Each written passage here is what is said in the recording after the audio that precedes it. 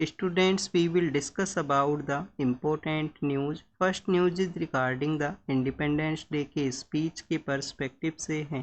Nation को address करते हुए पीएम सर के द्वारा मेंशन किया गया कि आने वाले समय के अंदर हमारी कंट्री को जो डेवलप्ड इंडिया के स्टेटस को अचीव करना है, तो उसकी रिगार्डिंग में सेल्फ रिलायंस है उसको भी हमें कैरी आउट करना होगा, चाहे वो इकोनॉमिक स्पेयर का सेक्टर हो या डिफेंस प्रोडक्शन का हो। तो स्टूडेंट्स, रिसेंटली इंडियन प्रोडक्ट्स के ऊपर में टैरिफ को इंक्रीज किया गया था यूएस की अथॉरिटीज़ के द्वारा। अब देखिए कि यूएस को डायरेक्ट टारगेट ना करते हुए इंडियन पीएम के द्वारा एड्रेस के अंदर में मेंशन किया गया है कि इकोनॉमिक स्पेयर के अंदर भी हमें सेल्फ डिपेंडेंसी है, सेल्फ रिलायंस है, उसको यहाँ पे कैरी आउट है वो करना होगा। नेक्स्ट अगर हम बात करें स्टूडेंट, जो अदर पॉइंट्स हैं उनके द्वारा स्पीच के अंदर मेंशन किए गए, जीएसटी रिफॉर्म के बारे में मेंशन किया गया। जीएसटी जो कि एग्जिस्टेंस में आया था 2017 के समय वन नेशन वन टैक्सेशन के थ्रू, तो जीएसटी को रिफॉर्म करने का ज़रूरत है, स्पेशली इसका जो टैक्स स्लैब्स है उसके रिगार्डिंग में यहाँ पे कहा गया है। तो आने वाले समय के अंदर में इसके रिगार्डिंग में भी जो डिसीजन है वो हो सकता है। स्टूडेंट्स, हमारी कंट्री के अंदर में जो डेमोग्राफिक डिविडेंड है, वो डेमोग्राफिक डिविडेंड को बेटर वे में यूटिलाइज है वो किया जा सकता है एम्प्लॉयमेंट के जनरेशन के थ्रू। तो पीएम सर के द्वारा एक स्कीम का नेम यहाँ पे मेंशन किया गया, प्राइम मिनिस्टर विकसित भारत रोजगार है। प्राइम मिनिस्टर विकसित भारत रोजगार है। तो इसके अंदर में आप देखिए कि मेंशन ये किया गया है कि आने वाले समय के अंदर में 1 लाख करोड़ के आसपास जो जॉब हैं उनको यहाँ पे जनरेट किया जाएगा। एमएसएमई का जो सेक्टर है, एमएसएमई सेक्टर के जो कंप्लाइंस का जो कॉस्ट है, कंप्लाइंस का जो सेक्टर है उसको रिड्यूस करने के बारे में कहा गया है। और रिसेंटली आप देखिए कि एमएसएमई सेक्टर जो कि हमारे एक्सपोर्ट के अंदर में एक रोल प्ले किया करता है, और यूएस की अथॉरिटीज़ ने जो टैरिफ को इंक्रीज किया, तो एमएसएमई सेक्टर को रिलीफ प्रोवाइड करने के रिगार्डिंग में एक्सपोर्ट प्रमोशन जो मिशन लाया गया था बजट के दौरान में, जिसके थ्रू यहाँ पे जो जॉइंट मिनिस्ट्री हैं, मल्टी मिनिस्ट्रीज का वो प्रोजेक्ट था, तो उसके थ्रू भी एमएसएमई सेक्टर को जो रिलीफ है वो प्रोवाइड किया गया है। इसके अलावा स्टूडेंट्स, एमएसएमई के अलावा यहाँ पे जो डिस्कशन किया गया वो है न्यूक्लियर एनर्जी के पर्सपेक्टिव से कि 2047 जो हमें डेवलप्ड इंडिया के स्टेटस को अचीव करना है, उस समय तक हमारा जो क्लीन एनर्जी है, जो न्यूक्लियर एनर्जी है, उसके रिगार्डिंग में जो प्रोडक्शन है वो 10 टाइम्स होना चाहिए प्रेजेंट समय के अंदर में जो प्रोडक्शन है उसके रिगार्डिंग में। फर्टिलाइजर्स का जो डिपेंडेंसी है, जो हम मिडिल ईस्ट कंट्रीज़ के ऊपर में डिपेंड करते हैं फर्टिलाइजर्स की सप्लाई के रिगार्डिंग में, तो उन कंट्रीज़ के ऊपर में जो डिपेंडेंसी है उसको भी हमें यहाँ पे रिड्यूस करना चाहिए, और हमारा जो सेल्फ रिलायंस है उसको फर्टिलाइजर सेक्टर के अंदर भी इम्प्रूव है वो करना चाहिए। क्या स्टूडेंट्स, क्या हमारे कंट्री के अंदर में फर्टिलाइज़र के कोई भी प्लांट सिचुएटेड नहीं है? आप देखिए कि जो फर्टिलाइज़र जो प्लांट हुआ करते हैं वो आपको ऑयल प्रोड्यूसिंग एरिया हैं, ऑयल का जो रिफाइनरी एरिया है उनके ही नियर बाई एरियाज़ में मिलेंगे। स्पेशली अगर हम बात करें गुजरात का जो एरिया है, गुजरात के अलावा राजस्थान है, हरियाणा का जो एरिया है, जहाँ से काफ़ी सारी जो ऑयल पाइपलाइंस हैं, रिफाइनरीज हैं वो पास किया करती हैं। तो हमारे जो मेजरली जो प्लांट्स हैं फर्टिलाइज़र प्रोडक्शन के, उनका भी जो लोकेशन है इसी एरिया के अंदर में सिचुएटेड है। अदर पार्ट ऑफ कंट्री के अंदर में भी इनको डेवलप किया जाए, सेल्फ रिलायंस को हम कैरी आउट कर सकें। अभी प्रेजेंट समय में कतर नाम का जो कंट्री है उस वहाँ से काफ़ी सारा हमारा जो फर्टिलाइज़र है वो सप्लाई हुआ करता है। नेक्स्ट अगर हम बात करें स्टूडेंट, सेमीकंडक्टर के सेक्टर के बारे में है, टेक्नोलॉजिकल अपग्रेडेशन के पर्सपेक्टिव से प्रेजेंट समय के अंदर में नेशन में जो 6 यूनिट्स यहाँ पे सिचुएटेड हैं, और 2035 तक ये आने वाले समय तक जो हमें इंडिया मेड जो सेमीकंडक्टर का जो चिप है उसको भी यहाँ पे डेवलप किया जाना चाहिए, और आने वाले समय के अंदर में 10 यहाँ पे सेमीकंडक्टर का जो यूनिट है वो सेटअप हो सके सेमीकंडक्टर के प्रोडक्शन के रिगार्डिंग में। तो ये कम्प्लीटली आप देखिए कि यहाँ पे जो स्पीच का जो मेन जो टॉपिक्स हैं जो हमारे यूपीएससी एग्ज़ाम के पर्सपेक्टिव से इम्पोर्टेंट हैं उनको हमने यहाँ पे डिस्कस किया। क्या डायरेक्टली कोई क्वेश्चन यहाँ से पूछा जा सकता है? डायरेक्टली आप देखिए कि ऐसा क्वेश्चन नहीं पूछा जाएगा। ये जो टॉपिक्स न्यूज़ में रहेंगे, सपोज कीजिए पीएम विकसित भारत योजना है जो न्यूज़ में रहेगा रोजगार के पर्सपेक्टिव से, एम्प्लॉयमेंट के पर्सपेक्टिव से, तो क्वेश्चन पूछ लिया जा सकता है कि उसके क्या क्राइटेरिया हैं, कितना जॉब का क्रिएशन होगा, क्या वो डायरेक्टली पीएमओ के थ्रू उसका इम्प्लीमेंटेशन होता है या सभी मिनिस्ट्रीज़ का वो एक कोलैबोरेटिव स्कीम है। ऐसे आपसे जो सवाल हैं वो पूछे जा सकते हैं। इन पॉइंट्स को आप कहीं ना कहीं यूज कर सकते हो। काफ़ी सारे जो आर्टिकल्स इनके ऊपर में लिखे जाएंगे आने वाले समय के अंदर में, और समय समय पे इनका जो आर्टिकल्स के अंदर में ये मेंशन है वो हुआ करते हैं। नेक्स्ट अगर हम बात करें जीएसटी के बारे में, अभी हमने यहाँ पे देखा, तो अब आपके लिए यहाँ पे एक होमवर्क है। होमवर्क आपके लिए ये है कि जो जीएसटी जो है, क्या वो डायरेक्ट टैक्स का पार्ट है या इनडायरेक्ट टैक्स का पार्ट है। तो आपको यहाँ पे कमेंट सेक्शन के अंदर बताना है जीएसटी के पर्सपेक्टिव से। जीएसटी काउंसिल भी हुआ करती है, जिसको कि आप देखिए कि फाइनेंस मिनिस्टर हैं वो हेड किया करते हैं। स्टेट का यहाँ पे जो रिप्रेजेंटेशन है वो बेटर रहे, 2/3 जो वोटिंग राइट्स हैं वो स्टेट्स को यहाँ पे ग्रांट है वो किया गया है। फिर स्टूडेंट्स डिफेंस के रिगार्डिंग में मेंशन करते हुए ये कहा गया है कि 2035 तक हमें जो डिफेंस सेक्टर के अंदर में सेल्फ रिलायंस को अचीव करने के रिगार्डिंग में जो अपना जो एयर डिफेंस सिस्टम है उसको यहाँ पे डेवलप करना होगा। प्रेजेंट समय में हमारे कंट्री के अंदर में जो एयर डिफेंस सिस्टम है वो कौन सा है, S-400 नाम का जो एयर डिफेंस सिस्टम है जो रसिया से हमने लिया है, रूस के द्वारा हमको डिलीवर किया गया। 5 यूनिट्स हमको डिलीवर किया जाएगा, जिसके अंदर ओनली अभी तक जो 3 यूनिट्स हैं वो डिलीवर हैं वो हुए हैं।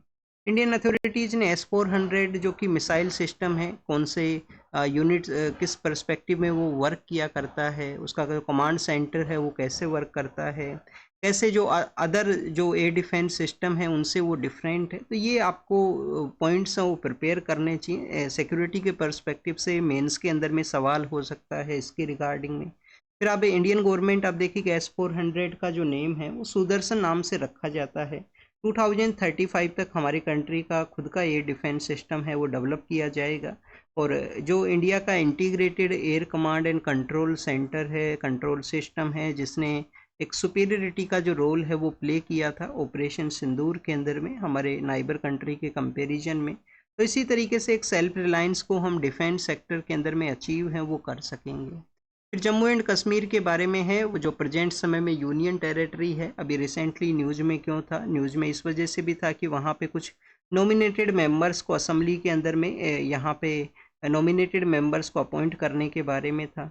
नेक्स्ट आप देखिए कि जम्मू कश्मीर के जो चीफ मिनिस्टर हैं उनके द्वारा कहा गया कि जो टेररिज्म है, टेररिज्म के जो टेरर जो अटैक्स हैं वो आप देखिए कि जम्मू एंड कश्मीर का जो फ्यूचर डिसाइड नहीं कर सकते हैं। वहाँ के जो लोग हैं, लोगों का जो विल पावर है उसके ऊपर में जम्मू एंड कश्मीर का जो फ्यूचर है वो डिपेंड करता है। जम्मू एंड कश्मीर का ही आप देखिए एक ट्रेजिडी के बारे में भी है। किश्तवर का जो एरिया है, किश्तवर के अंदर में जो ट्रेजिडी का जो सिचुएशन क्रिएट हुआ, नेचुरल डिजास्टर है, फ्लैश फ्लड का सिचुएशन था।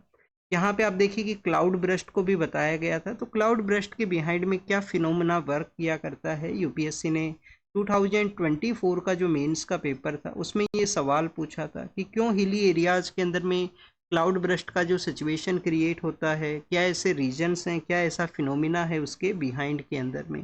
तो कंटिन्यूस रेस्क्यू ऑपरेशन है, 60 के आसपास ऐसे लोग हैं जिनका कैजुअलिटीज सामने आया है किश्तवर के एरिया के अंदर में। ऐसा ही एक जो कैजुअलिटी, ऐसा ही एक इंसिडेंट है जो दिल्ली के अंदर में हुआ। दिल्ली के अंदर में हुमायूं टॉम का जो एरिया है, हुमायूं टॉम दिल्ली का आप देखिए कि एक इम्पोर्टेंट मोन्यूमेंट है, उसी के नियर बाई एरिया में एक हाउस का कोलैप्स होने की वजह से कुछ लोगों का जो डेथ है वो हुआ है। अब हुमायूं टॉम के बारे में यहाँ पे बताया गया। हुमायूं टॉम का जो कंस्ट्रक्शन है वो किसके द्वारा किया गया था, फंडिंग तो आप देखिए कि अकबर के द्वारा किया गया, बट हुमायूं का जो विडो हुआ करते थे, बागा बेगम उनका नेम है, उनके द्वारा इसका कंस्ट्रक्शन किया गया। यूनेस्को का जो हेरिटेज साइट्स का जो लिस्ट है उसमें कल्चरल कैटेगरी के अंदर में हुमायूं का जो टॉम है वो भी इंडिया का पार्ट है। और हुमायूं टॉम का कंस्ट्रक्शन के साथ में ही इंडिया के अंदर में आप देखिए कि जो पर्शियन स्टाइल ऑफ आर्किटेक्चर है वो एग्जिस्टेंस में आती है, जो सेंट्रल एशिया से जब मुगल रूलर्स अपने साथ में लेके आते हैं। और जो पर्शियन स्टाइल ऑफ आर्किटेक्चर है या Mughal style of Indian architecture है उसके अंदर में आपको मिलेगा कि मिडिल पार्ट ऑफ जो कंप्लीट यहाँ पे लैंड एरिया है उसके मिडिल पार्ट के अंदर में वो जो मोन्यूमेंट है उसका कंस्ट्रक्शन है। 4 बाग स्टाइल के अंदर में वहाँ पे 4 आइडेंटिकल जो गार्डन्स हैं वो हुआ करते हैं। वाटर का प्रेजेंस भी होता है बिल्डिंग के पास में। तो ऐसे आप देखिए कि जो मोन्यूमेंट आर्किटेक्चर है उसके ये कुछ कैरेक्टरिस्टिक फीचर हैं जो हुमायूं टॉम के थ्रू आपको, अराइवल के थ्रू आपको देखने के लिए मिलते हैं। नेक्स्ट अगर हम बात करें स्टूडेंट्स प्लास्टिक ट्रीटी के बारे में है, जिनेवा के वहाँ पे जो ग्लोबल पावर्स हैं, जो ग्लोबल कंट्रीज हैं, उनके द्वारा प्लास्टिक को बैन करने के पर्सपेक्टिव से जो डिस्कशन है वो किया गया, बट क्या आउटकम किसी के ऊपर में एग्री हुए हैं कंट्रीज यहाँ पे? तो किसी भी तरीके का जो टॉक का जो कंक्लूजन है वो एग्जिस्टेंस में नहीं आ सका। काफ़ी सारे डिफरेंसेस हैं। ऑयल प्रोड्यूसिंग जो कंट्रीज हैं वो इसको कंडेम करते हैं काफ़ी ऐसे एरियाज़ के अंदर में कि उनके द्वारा प्लास्टिक को प्रोड्यूस करने के रिगार्डिंग में जो वहाँ पे इम्पोर्टेंट एलिमेंट्स हैं उनका प्रोडक्शन ना किया जाए। तो स्टूडेंट्स, ऑयल प्रोड्यूसिंग कंट्रीज़ के भी यहाँ पे ऑब्जेक्शन है। ऑब्जेक्शन यहाँ पे डेवलप्ड कंट्रीज़ भी हैं जो फाइनेंशियल फंडिंग के पर्सपेक्टिव से हैं। तो उसी के रिगार्डिंग में किसी भी तरीके का जो कंक्लूजन है वो एग्जिस्टेंस में नहीं आया। लास्ट 1 ईयर के दौरान में जो ग्लोबल पार्टीज़ हैं 2 टाइम्स यहाँ पे जो प्लास्टिक पोल्यूशन को बैन करने के रिगार्डिंग में, प्लास्टिक के बैन के रिगार्डिंग में 2 टाइम डिस्कशन है वो कर चुके हैं, बट जो कंक्लूजन है वो एग्जिस्टेंस में नहीं है। इंडिया के पर्सपेक्टिव से अगर हम रीड करें तो सिंगल यूज़ प्लास्टिक जो है वो इंडिया ने बैन किया था। सिंगल यूज़ प्लास्टिक का जो आप देखिए कि डायमीटर है, जो रेडियस है वो कितना होता है, वो आपको यहाँ पे पता होना चाहिए कि कितना उसका जो लेंथ है उसको हम सिंगल यूज़ प्लास्टिक के कैटेगरी के अंदर में कैलकुलेट है वो किया करते हैं। सिंगल यूज प्लास्टिक आप देखिए कि मेजर जो पोल्यूटेंट होता है, बेसिकली अगर हम बात करें किसी भी आप प्लास्टिक से बना हुआ कोई प्रोडक्ट है उसको आप यूज़ करते हो, तो सिंगल यूज़ प्लास्टिक अगर आप उसका रीयूज करोगे, मल्टीपल टाइम उसका यूज आप कैरी आउट करते हो, तो मेजरली जो हेल्थ को जो इम्पैक्ट है वो करता है।